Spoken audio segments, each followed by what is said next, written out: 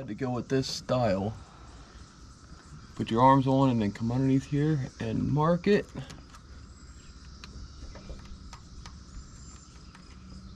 I'm trying to get the widest possible light, so I want to stay over right along this edge, along this center rail here, or this side beam, I should say. So that way whenever we pull on the trailer, hopefully she'll catch the most of the trailer with the light. And then we're just going to drill it and hope for the best. So when you're installing these lights and you have everything marked up and you're ready to go, pilot hole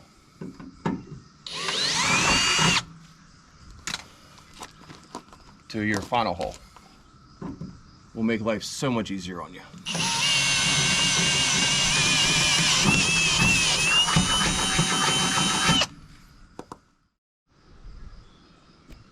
When you're installing these kind of lights, I got these at AutoZone. I'll put the link down in the description below if I can figure out how to do it. They come with these little anti-vibration pads, so whenever you're underway, you don't hear the chattering. So make sure you put that on. That is important. So you just slide your bolt up through, it holds it. And you might have to open these holes up a little bit. I did not use the factory hardware that came with it. I went out and bought stainless steel. That way it don't rust in, because this is a boat and water applications and you know all that.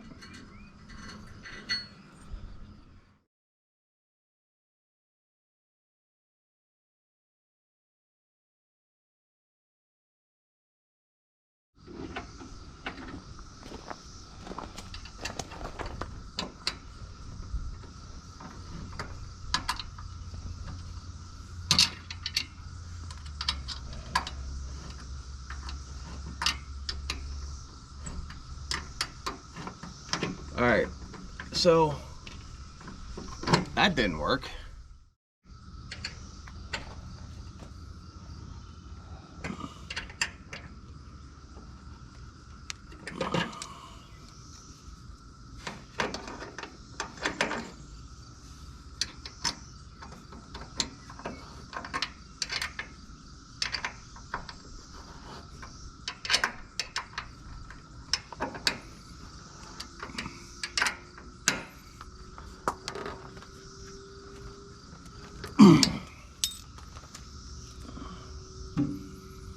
It helps if you don't drop your tools.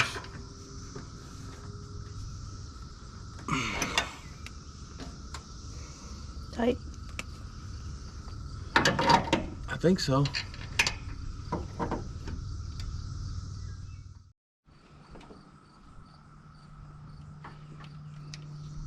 Alright, now we are to the wiring stage. So, what we're going to do is we're going to bring this set of wires. I have this ran to the battery compartment right above me. We're going to bring them in, we're going to T-tap them to this, and then take them over and tap them onto that light. That way whenever I flip the switch inside, everything comes on, everything's kosher, and the wife is happy, happy, happy. Stay tuned. Alright, so once you get your wires pulled across, and you're ready to wire everything up, you can use whatever connectors you want. These have the shrink tubing already attached to them. They're kind of nice for marine applications because once you clinch them down, take a lighter, and it's already got the shrink tubing. So we are going to just splice these up, and then we'll move over to the other light, and then we're going to T-tap it in, and then I'll take you up top and we can look at wiring it up from up top. Now, the one way we're going to do this boat came with 3 toggle switches, one for the navigation, one for the courtesy lights, and one for the area to live well. There really is no good place to put any more toggle switches unless I'm going to drill holes in the side of the console, which I don't want to do. I want to keep it as factory looking as possible, so I went on Amazon, and I'll try to put the link below for these switches, but it's a 3-way toggle. So it's straight across is off, and then it's on. And I'm going to replace that with the courtesy switch, which right now is an on and off, which should keep everything factory looking, slim trim. Can't even tell these lights are on the boat until we flip the switch. Stay tuned.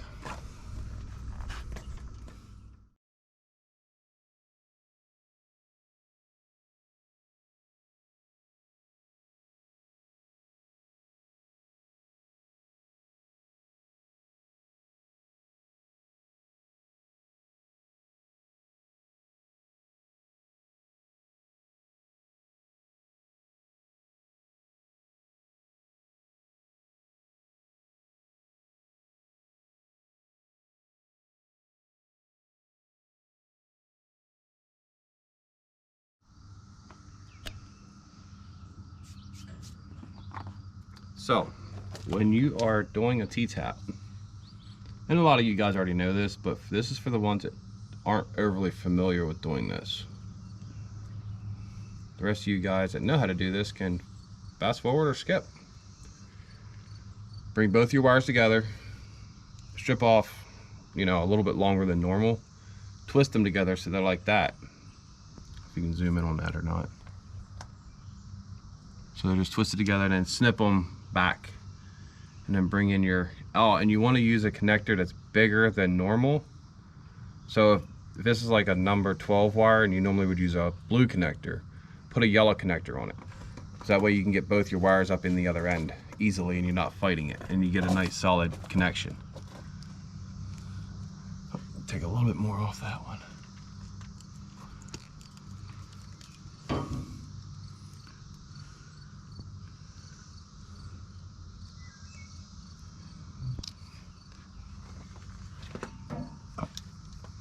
And then you just splice it in. Kind of simple.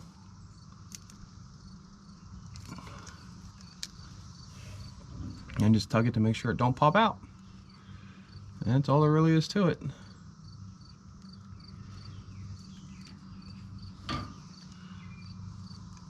But most people that ever did anything with car wiring knows that already.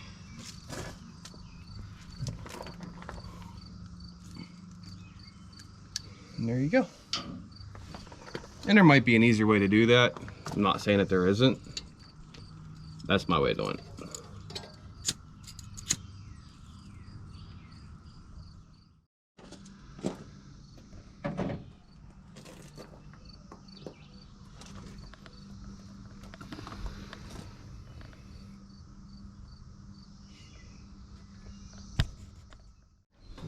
This is our battery compartment for our trolling motor batteries. As you can see, these wires right here. You see that little hole down in there? I don't know how well you can see it. Here, see if we can get the camera in better. See that hole right there? That's where they come up in at. And I had pre-ran wires last summer, anticipating to do this last summer and didn't get to it. These wires here go from the console up under the boat and up in, and I brought them up in on this corner over here through a piece of pipe tubing. That way it kept everything out of the water underneath the boat. What I'm doing right now is, I forget, because I also ran wires from the battery, the main motor battery, up to the center console, or to the console, and I forget which wires go which. So I gotta ring them out. So if you guys aren't sure how to ring out wires, stay tuned.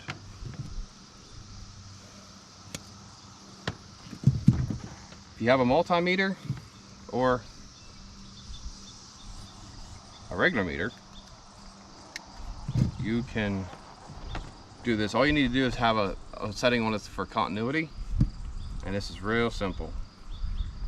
And when you're trying to figure out wires, it makes life real simple, real easy. You got two wires, twist them together, throw a wire nut on, just like that.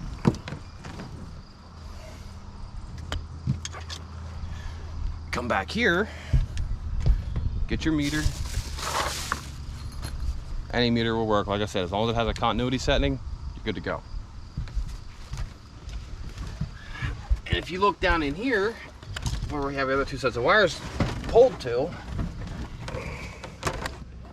we are going to do the same thing.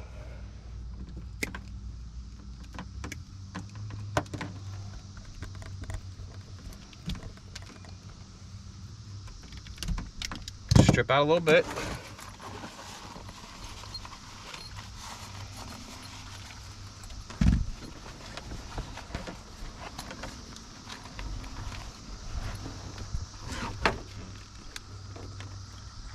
Now on your meter, that little sound looking thing, it'll beep.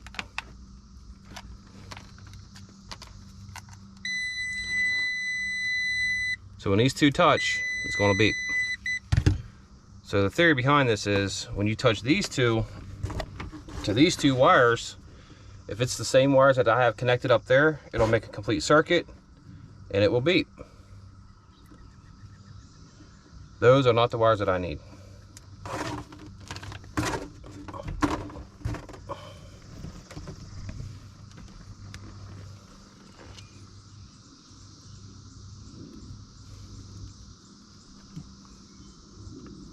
Let me untape these.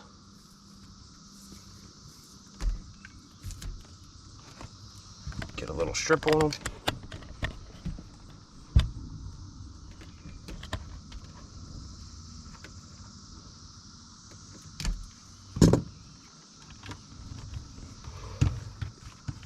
And hopefully these are the wires we need.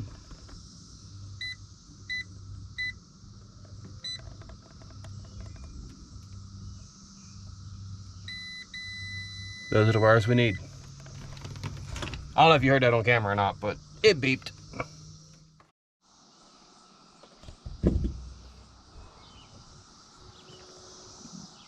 So, we're just going to do butt-to-butt splices on these.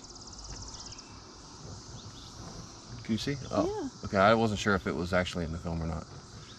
Okay, so we're going to do butt-to-butt splices on these, and then everything should be pretty much wired up, and then we can test it out.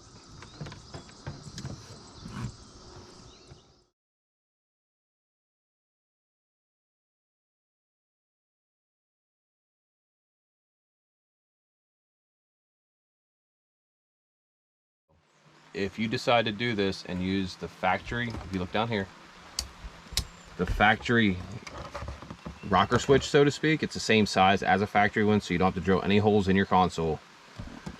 You will want to bring your wires back into the console. This is the hot down to the, a little bit more. This is the hot to the fuse block box. This is your hot going out to your lights. This is your ground. What you're going to have to do is you're going to have to splice in a ground to go to the fuse block, and then a ground to come up here, and then the main ground going out to the lights. And this is a rocker switch, is off, on, on. You can do it on, off, on. This also, the first click runs our courtesy lights, second click turns our front headlights on out there, and then it's back. So if you do the on, off, on, it would be back to be courtesy lights, or whichever way you would designate it. It's going to get wired differently, but one way would do your courtesy lights, and then off and then on would do your front headlights. We chose to do it this way. I thought I had got the on, off, on switch, but apparently I got the off, on switch, but it works. So, and it looks like a factory install. Check it out. No extra holes in the dash. And there you have it.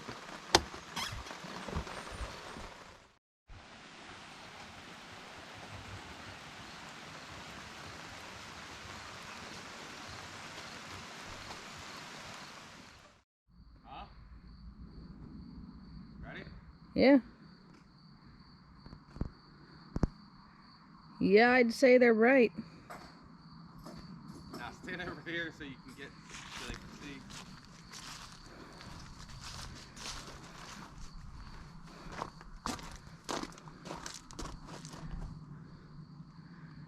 Oh, wow. That should show me the ramps. I'm ready to go fishing.